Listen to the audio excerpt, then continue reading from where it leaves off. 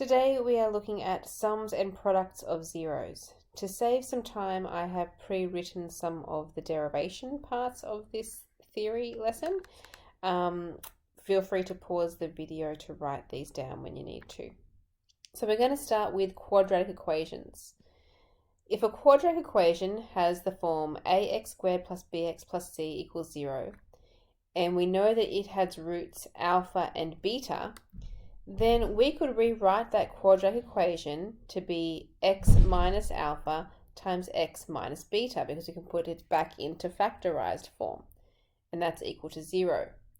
If we expand that out, we get x squared minus beta x minus alpha x plus alpha beta equal to 0. And all I do for this third line is I factorized the x out of those middle two terms to get x squared minus alpha plus beta x plus alpha beta equals 0. So that's one way that you can write a quadratic equation if it has the roots alpha and beta. But also, back to our ax squared plus bx plus c equals 0 form, if I want that to be written in monic form, I would divide the whole equation through by a, giving me this equation. Then I can compare this version and this version, and I've made it into one big long sum. The first part here, that's the top equation that I found, and that's equal to the second equation. From those two, we can equate the coefficients. Now the x squareds, both of those have a coefficient of 1, so they don't tell me anything. But if I look at the x terms, on the left-hand side here, I have minus alpha plus beta is equal to, and on the right-hand side, in front of my x, is a b over a. That means if I could divide that minus across to the other side, that alpha plus beta is equal to minus b over a. And then if I compare the constants at the end, for the left-hand side I have an alpha beta, and on the right-hand side that's equal to c over a. So that was the derivation, but the point of all that is that we get two formulas from that. And it's summarized here in this box for you. If we have a polynomial, which is a quadratic, so this is only for quadratics, in the form ax squared plus bx plus c. They have zeros at alpha and beta. The formulas are that alpha plus beta is equal to minus b over a, and that alpha beta is equal to c over a. So let's have a look at the examples. What do we need to do with this? Example number 1. Find the quadratic equation that has roots 3 plus root 2 and 3 minus root 2. So if they're the roots, then this could be the alpha and this could be the beta. We know that using the formulas, alpha plus beta, adding those two things together, would be, if alpha is 3 plus root 2 and beta is 3 minus root 2 plus root 2 minus root 2, alpha plus beta is going to be equal to 6. We also know, if we times those together, alpha beta, timesing them together, we would get 3 plus root 2 times 3 minus root 2. 3 times 3 is 9. Because this is the difference of two squares, the middle two terms of that expansion will cancel out. Root 2 times minus root 2 makes minus 2, and that equals 7. So using the original form of my quadratic up here, this one up here in the blue, that one, my quadratic would be x squared minus alpha plus beta, which is 6. So by substituting,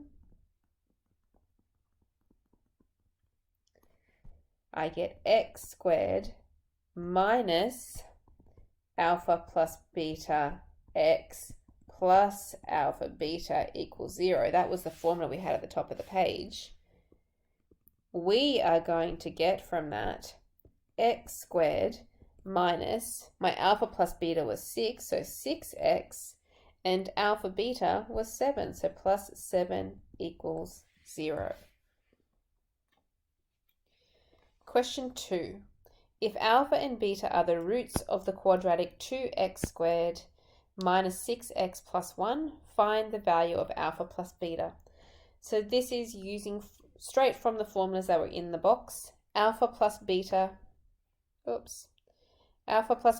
is equal to minus b over a. That was the formula. The a is the 2, b is minus 6, and c is the 1. So all I need to do is substitute in b. I have a minus in the formula, but b is also negative, so that will make a positive 6 over a, which is 2. 6 divided by 2 is 3. Alpha beta, we also have a formula for that. Alpha beta was equal to c over a. C is 1, using my labeling up here, 1 over 2. So that's equal to a half. So often these questions start with the ones that are straight from your formulas. You sub things in from the quadratic that you've been given. But then they like to go into some more unusual type of questions that you'll have to do some rearranging to get. Now, I want to find out what alpha squared plus beta squared is equal to. Now, I don't have a formula for that, but alpha squared plus beta squared is very similar to alpha plus beta all squared. It's not quite the same though, is it? If I do a little expansion over here, alpha plus beta all squared is equal to alpha squared plus, and I need the two middle terms, 2 alpha beta plus the last one times by itself, beta squared.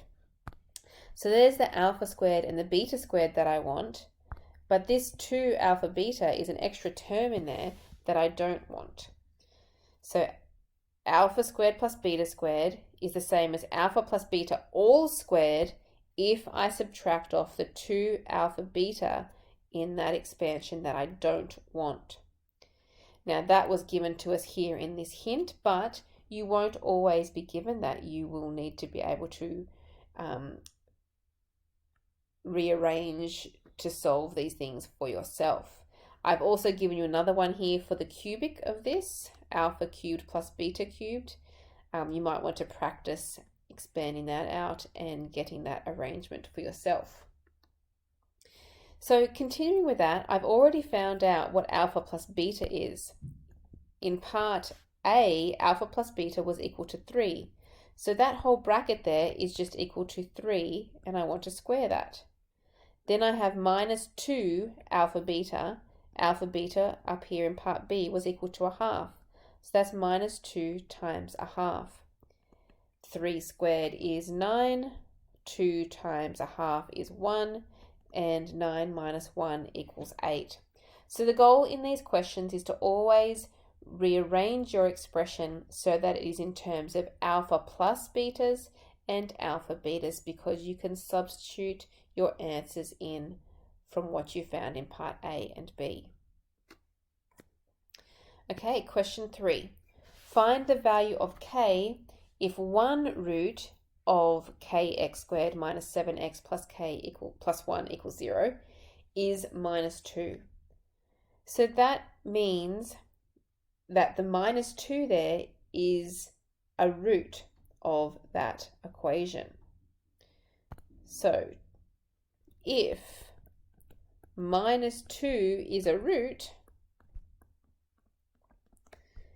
then that means that x minus 2, x equals, minus 2, satisfies that equation.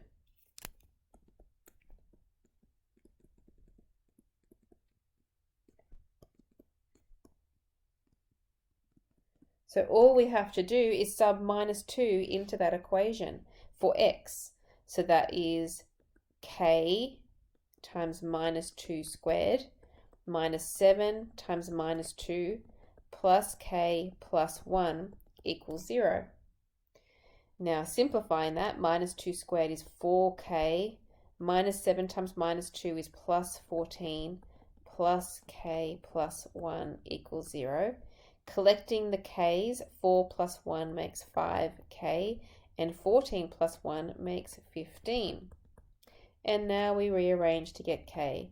So 5k equals minus 15, and k is equal to minus 3. Okay, so that's a few questions on quadratic equations. We also want to look at cubic equations, and we're also going to have a power of 4 equations as well, our quartic equations. So just like with the quadratics, we're going to quickly show you the derivation of where these formulas come from. They're very similar to the quadratic. So if alpha, beta, and gamma are the roots to the cubic, now to draw a gamma, it's like a fish that's pointing downwards. So you just come down and do a loop like that. It's a gamma. Okay, so we would have the form ax squared plus bx squared plus cx plus d. Okay, the general form for our cubic. But using the roots alpha, beta, and gamma, we could have that into factorized form here, x minus alpha, x minus beta, and x minus gamma. If we divide the a from both sides of that equation, we get the second line here. And to save some time, you would need to expand this whole thing out here and collect up the x squared terms and the x terms, and you would get this expression here. But the goal is that you can see equate the coefficients from there. So on the left-hand side, if I look at the x squareds, I've got b over a is equal to minus alpha plus beta plus gamma. So that's written down here. B over a is equal to minus alpha plus beta plus gamma. Or divide that minus away, put it on the other side. Alpha plus beta plus gamma is equal to minus b over a. That looks really similar, I hope, to the quadratic equation. The quadratic one was alpha plus beta equals minus b over a. Now this is for the cubic, it's just alpha plus beta plus gamma equals minus b over a. And then we have got the x terms. So we have c over a on the left is equal to alpha beta plus beta gamma plus alpha gamma. And there that is here. That's my second formula. Again, c over a. Before we just had alpha beta. Now it's alpha beta plus beta gamma plus alpha gamma. When the roots are multiplied in pairs like that, it is c over a. And finally, the constant on the left, which is d over a, is going to be equal to the minus alpha beta gamma. Divide the minus across, and we get alpha beta gamma is equal to minus d over a. So hopefully you can see there is a pattern to this. When the roots are single by themselves, a single alpha plus beta plus gamma, it is minus b over a. When they are in pairs, then it is c over a. And then when you have 3 roots times together, it becomes a d over a. So we want to use those in these next couple of questions. Example number 4. For the polynomial 2x cubed minus 3x squared plus 4x minus 1, find the value of alpha plus beta plus gamma. That's one of the formulas, the very first formula in the box here. That is equal to minus b over a. So a is the 2, b is minus 3, c is the 4, and d is the 1. So minus b over a is going to be minus 3, which is a plus 3, over a, which is 2. Alpha beta plus beta gamma plus gamma alpha, that's the roots in pairs, which is going to be equal to c over a. C is 4, a is 2, 4 over 2 is 2. Alpha beta gamma, that's the roots, all 3 roots times together, that's going to be equal to minus d over a. D is -1, so the 2 minus will become a +1 over a, which is 2.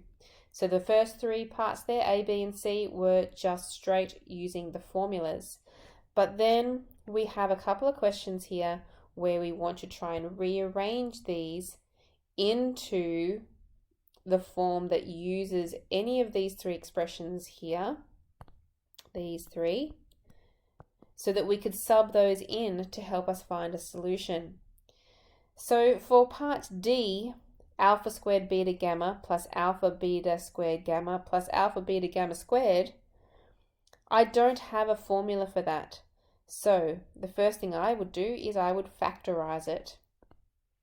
I can factorize an alpha, beta, and gamma out of each one of those terms, and conveniently, alpha, beta, gamma is one of the things I have a formula for. So alpha, beta, gamma out the front. Inside the brackets, the first term, I would have an alpha left over. For the second term, I would have a beta left over. And for the third term, I have got a gamma left over. So alpha plus beta plus gamma, I know what that is. That's a half. We worked that out in part C. And alpha plus beta plus gamma, that's what we worked out in part A. So that's just going to be times by 3 over 2. And when I times those together, I get 3 over 4. Part E. I want to do something similar here. I need to try and rewrite that in terms of the ones I already have solutions for. Whenever there's fractions involved, you're going to need to get a common denominator, and that's done by timesing them all together. So alpha times beta times gamma. The first fraction had the alpha, so I need to multiply the beta gamma. The second one had the beta, so that's alpha gamma. And the last one had the gamma, so it's an alpha beta. So that on the top is the roots in pairs over all three roots times together. So the top part is my answer to part B, which is 2. And the denominator is part C, alpha, beta, gamma, which is a half. 2 divided by a half is 4. Part F. Alpha squared plus beta squared plus gamma squared. Unfortunately, it is not quite the same, but it's very close to alpha plus beta plus gamma all squared. But I need to know what it is exactly so that they're the same. So let's have a try over here. Alpha plus beta plus gamma squared. To expand that out, I'm going to write them as 2 brackets next to each other. Timesing the alpha through each part of the second bracket, I would get alpha squared plus alpha beta plus alpha gamma. Timesing the beta through, I would get alpha beta plus beta squared plus beta gamma. Timesing the gamma through, I would get alpha gamma plus beta gamma plus gamma squared. Now you can see in there that I have alpha squared plus beta squared plus gamma squared. That was what I actually wanted. But I've got all these extra terms. I've got alpha beta here, and I've got another alpha beta there. So I've got 2 alpha betas. I've got alpha gamma and another alpha gamma, so 2 alpha gamma. And I've got 2 beta gammas. So if I factorize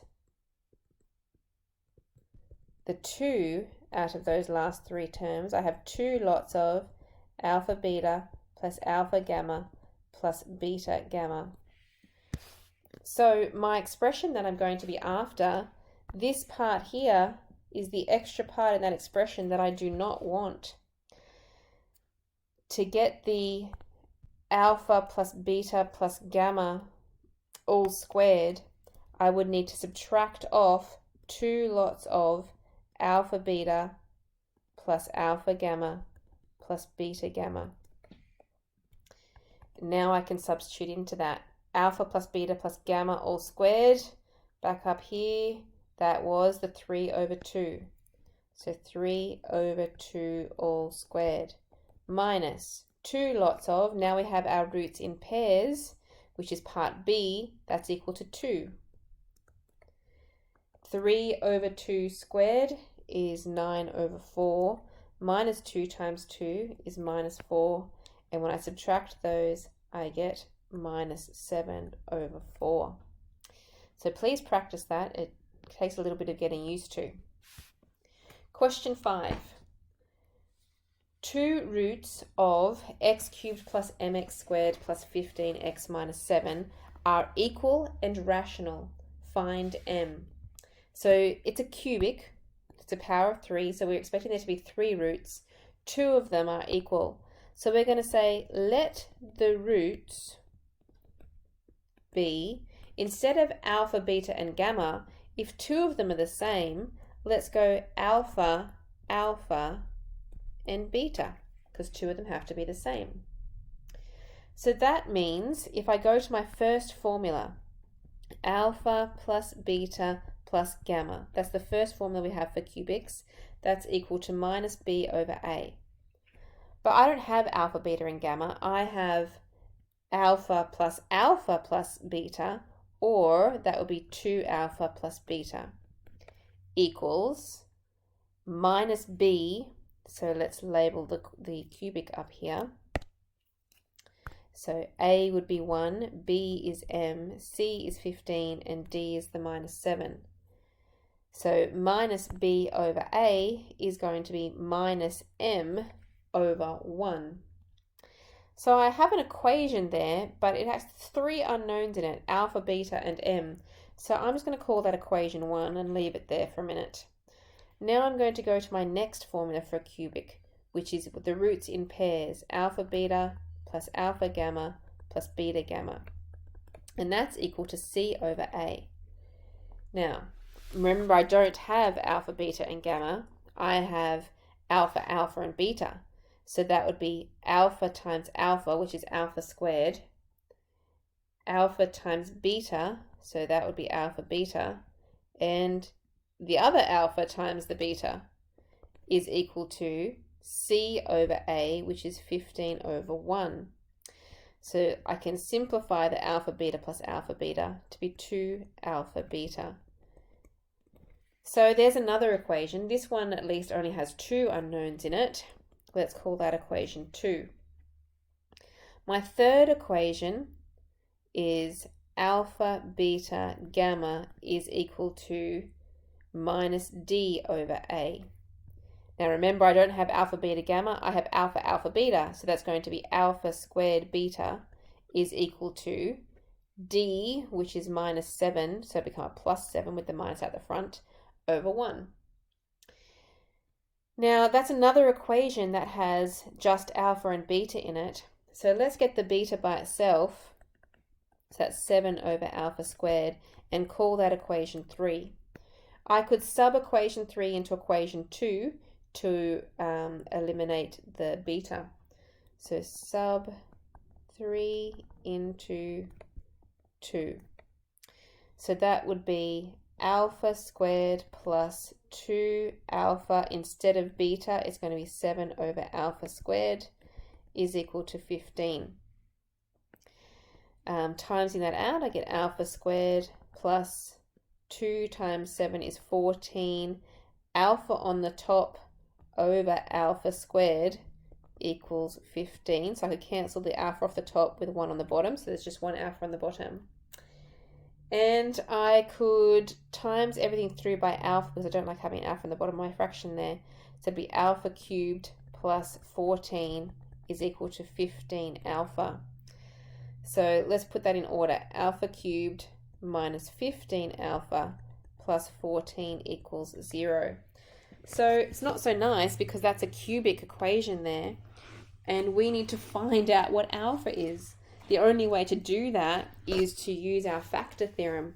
Knowing that there's a 14 on the end of that, I'll be trying to guess factors. So plus or minus 1, plus or minus 2, plus or minus 7, and plus or minus 14. So it does work out nicely that p of 1, the very first one you're likely to try, does actually equal 0, which means that alpha minus 1 is a factor. Now, if we were to do long division to see if there's any other solutions there for alpha, I'll do that up here on the next side. We have alpha cubed plus 0 alpha squareds minus 15 alpha plus 14. And we're dividing by alpha minus 1. So we would get alpha cubed divided by alpha is alpha squared. Timesing it out, alpha cubed minus alpha squared. Subtracting, first ones cancel, 0 minus minus 1 makes a plus 1 alpha squared. Bring the minus 15 alpha down. Then divide the alpha squared by alpha to get plus alpha. Times it out.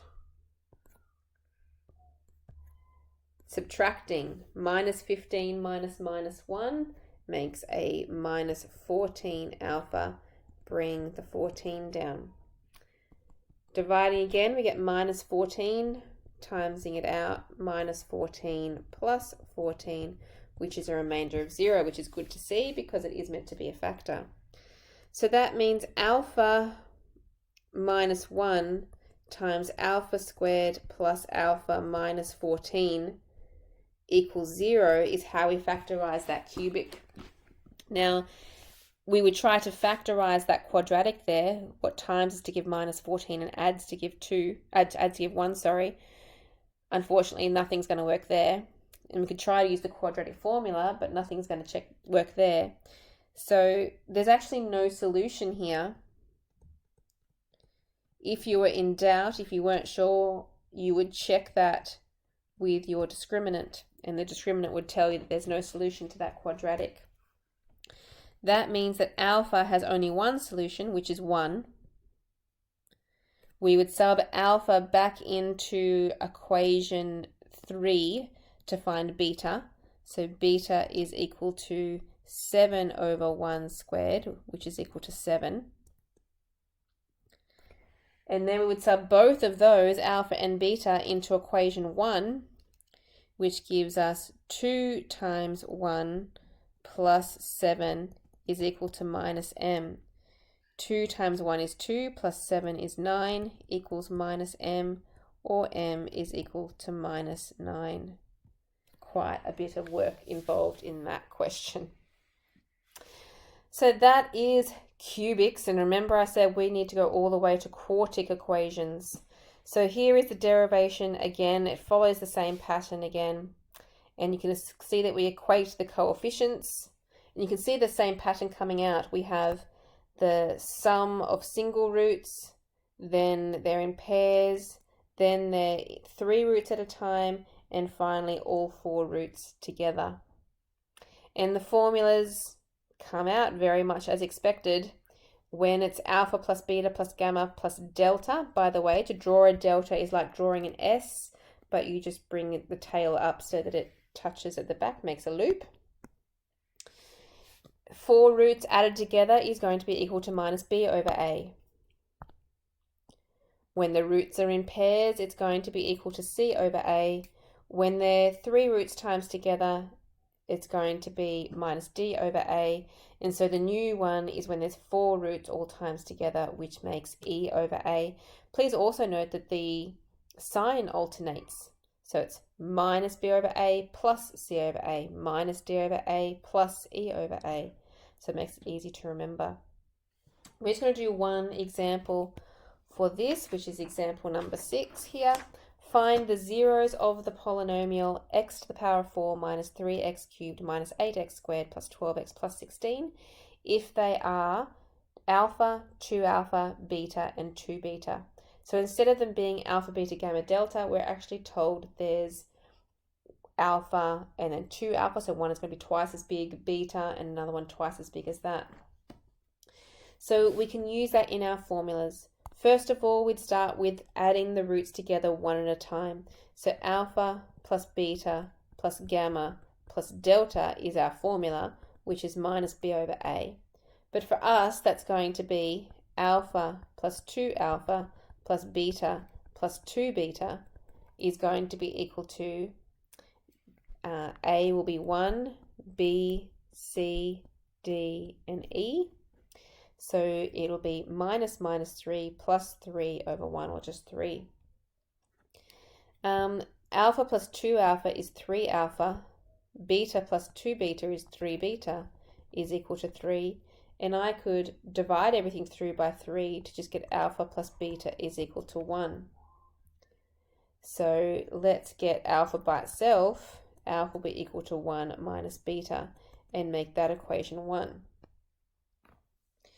When I could try my other equations there, I've got the roots in pairs and then 3 at a time. They make quite messy equations. It's easiest if you go straight to the bottom equation, which is alpha, beta, gamma, delta equals E over A.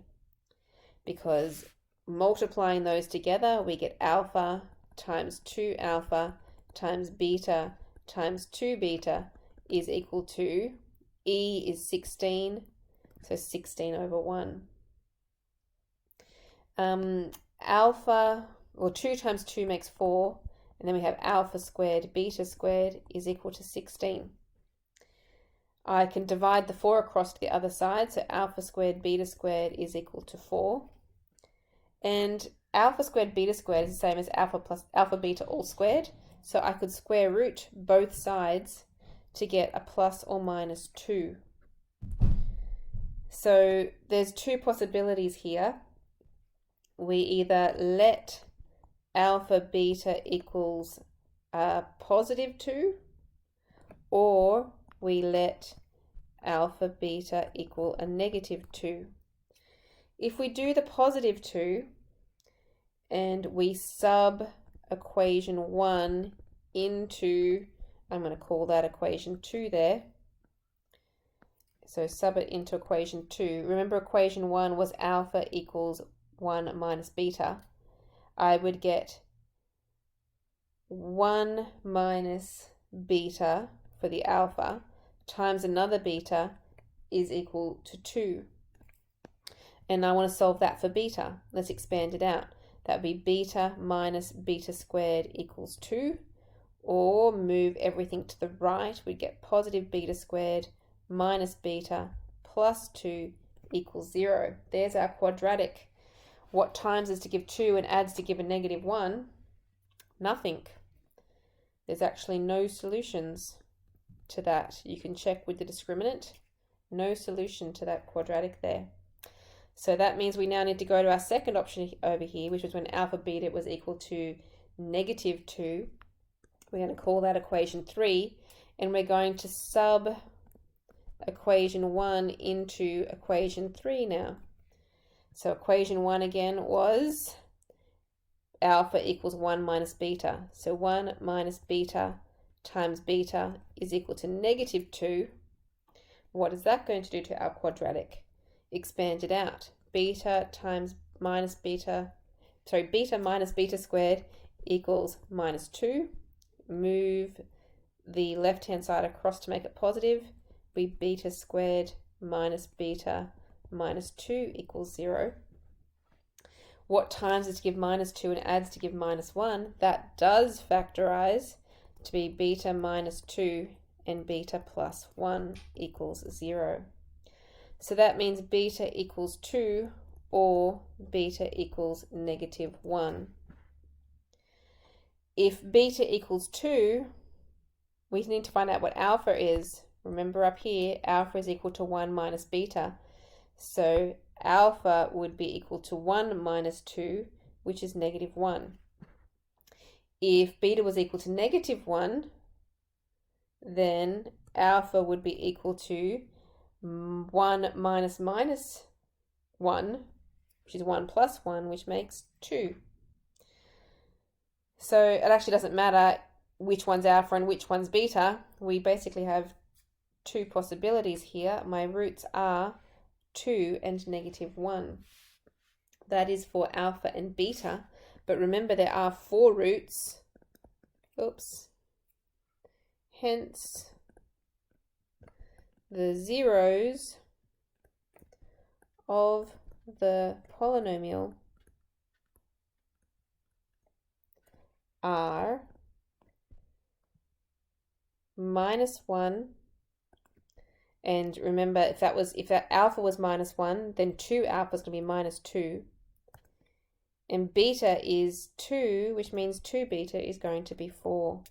So -1, -2, 2, and 4 are the zeros of that polynomial.